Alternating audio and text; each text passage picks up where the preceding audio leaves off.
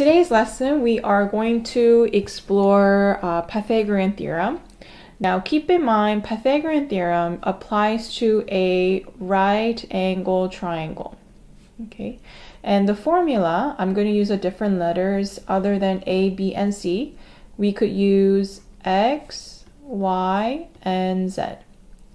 Now, in order to label what the formula is, I want you to keep in mind the hypotenuse is always opposite from the 90 degree. Okay, so this is the hypotenuse. And it's always addition of the two areas of the leg. So Y would be the leg and X would be the leg. So therefore, the formula for Pythagorean theorem will be x squared, y squared, leg plus leg, equals the longest length, which is hypotenuse. Oftentimes, you will see a formula which is A, B, and C. It will be A squared plus B squared equals C squared. Okay, and keep in mind this only applies to a right angle triangle. So let's try the question number 1A. It says find the length of the hypotenuse to the nearest tenth of a unit. So therefore, well, we notice that we are looking for the longest length with its hypotenuse, which is opposite from 90 degree. So we can write down the formula A squared plus B squared equals C squared. We know what A is. A could be 15 or 25. Doesn't matter. So it's 15 squared plus 25 squared equals C, which is hypotenuse. It will be x squared. And 15 squared is 15 times 15. So 225 plus 625 equals x squared. So when you add them up, you get 850 equals x squared. And opposite of squaring is square root. When you square root it, x is equal to about 29.2 meter. So when you round, it says the nearest tenth. That means 1 decimal place. Okay. Let's try letter different ones. Let's take a look at number 2. It says find the length of the indicated side to the nearest tenth. So if you look at letter A, you will notice that, okay, we're given hypotenuse, which is opposite from 90 degree. So 25 is given, but now we're looking for a leg.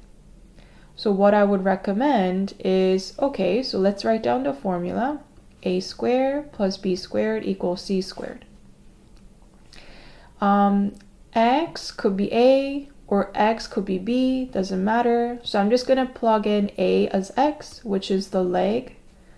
X squared plus 15 squared equals 25 squared. And then you can open it up. So X squared plus 15 squared is 225. And 25 squared is 625. Now remember, we're looking for X. So what we're going to do, we are going to isolate by moving positive 225 to the other side. So if that's the case, then you are subtracting. So x squared is equal to 625 minus 225. So x squared equals 400. And then you're going to square root both sides so that you cancel out square root and square. So x is equal to 20 meter. And this one, because it's a whole number, you don't have to round to 1 decimal. So keep in mind, the rule of thumb is that if you're looking for hypotenuse, the formula is A squared plus B squared equals C squared. You're looking for C. But if you are looking for one of the leg, legs, looking for a leg, which is not a hypotenuse, use this formula. A squared is equal to c squared minus b squared. Okay, so it has been already arranged so that you're always doing the biggest number, which is hypotenuse, minus the leg. Okay, good. Okay, so let's try some word problems. Jiling walks home from school by walking around two sides of a rectangular park. The length of the park is 125 meter and the width of the park is 121 meter. If Jiling were to walk diagonally across the park, how far would she walk? So let's draw the diagram as always. So there is a rectangular park. This is 125 meter. This is 121 meter. And what she wants to do is she wants to walk across. So let's say she's starting here. She's going to walk diagonally across the park. And we want to figure out what x is. So therefore, we could draw the triangle, which is a right angle triangle, right? Because it's a rectangle. So this will be 125. This is 121. And it looks like we're looking for hypotenuse. So therefore, because we're looking for hypotenuse, we're going to use the formula a squared plus b squared equals c squared. A could be 121 squared, b is 125 squared, and c is x squared. So then 121 squared gives me 14,641 plus 125 times 125 gives me 15,625 equals x squared. So when you add them together, 30,266. And don't forget, we got to square root both sides. When you square root it, x is equal to 174 meter. So it gives us the exact answer. So because it's a word problem, make sure you end with the sentence. So she walked 174 meter long. Okay, diagonally. Okay. Let's try a different kind of word problem. Let's try number 5. Let's see. So Natalia is playing a baseball. So she catches a ground ball at the third base. Okay, so this is the third base over here. The player on the opposite team is running towards the first base. How far does Natalia have to throw the ball to the runner out? Oh, okay. So then she is throwing a ball from the third base to the first base. And just like that, we split the square into a right angle triangle. So we could split it up by drawing a 90-degree triangle over here. And this is 90 feet, and we're looking for x here. Now in this case, we're looking for hypotenuse, because hypotenuse is always opposite from 90 degree. So then the formula we will be using will be a squared plus b squared equals c squared.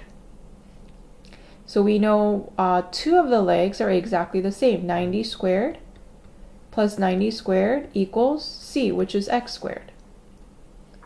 So 90 times 90 is 8100 plus 8100 equals x squared. So when I add it up, 16,200 equals x squared. And we are going to square root both sides. So square root and square cancels out.